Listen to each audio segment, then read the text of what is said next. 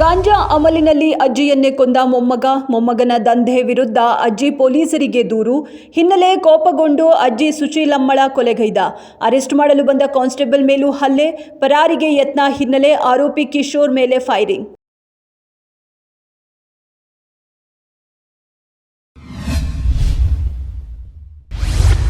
ಕಲ್ಲುಕ್ವಾರಿಯಲ್ಲಿ ಬಂಡೆ ಕುಸಿದು 7 ಕೂಲಿ ಕಾರ್ಮಿಕರ ಸಾವು. ಬೆಂಗಳೂರು ದಕ್ಷಿಣ ಮಾದಪಟ್ಟಣ ಗ್ರಾಮದ ಬಳಿ ದುರಂತ.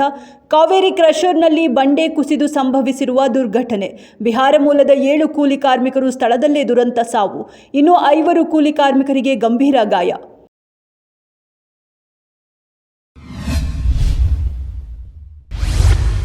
ರಾಜ್ಯ ಸರ್ಕಾರ ಸಾರಿಗೆ ನೌಕರರಿಗೆ ವೇತನ ಹೆಚ್ಚಳ ಮಾಡಿ ಸಿಹಿ ಸುದ್ದಿ ನೀಡಿತು. ಈ ತಿಂಗಳಿನಿಂದ ಸಾರಿಗೆ ನೌಕರರ ಮೂಲ ವೇತನ ಹೆಚ್ಚಳವಾಗಲಿದೆ. ಮೂಲ ವೇತನವನ್ನು 12.5% ಹೆಚ್ಚಿಸಿದೆ. ಹೊಸ ವೇತನ ಪರಿಷ್ಕರಣೆಯು 2025 ಏಪ್ರಿಲ್ 1ರಿಂದಲೇ ಪೂರ್ವಾನ್ವಯವಾಗುವಂತೆ ಜಾರಿಗೆ ಬಂದಿದೆ. ಇದರಿಂದ ಸರ್ಕಾರಕ್ಕೆ ತಿಂಗಳಿಗೆ ಹೆಚ್ಚುವರಿಯಾಗಿ 72.80 ಕೋಟಿ ರೂಪಾಯಿ ವೆಚ್ಚವಾಗಲಿದೆ.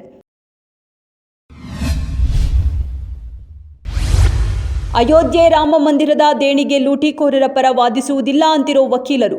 ಸಿಕ್ಕಿಬಿದ್ದಿರೋ 8 ಆರೋಪಿಗಳ ಪರ ವಾದಿಸುವುದಿಲ್ಲ ಎಂಬ ಸಂಕಲ್ಪ ತೊಟ್ಟಿದ್ದಾರೆ ವಕೀಲರು. ಆರೋಪಿಗಳ ಪರ ವಾದಿಸುವ ವಕೀಲರಿಗೆ 5 ಲಕ್ಷ ರು ದಂಡ ವಿಧಿಸುವುದಾಗಿ ವಕೀಲರ ಸಂಘದ ಕಠೋರ ಎಚ್ಚರಿಕೆ. ಆದರೆ ಆರೋಪಿಗೆ ವಕೀಲರನ್ನು ಹೊಂದಲು ಸಾಮರ್ಥ್ಯವಿಲ್ಲದಿದ್ದರೂ ಉಚಿತ ಕಾನೂನು ನೆರವು ನೀಡಬೇಕು ಎಂದು ಕಾನೂನು ಹೇಳುತ್ತೆ.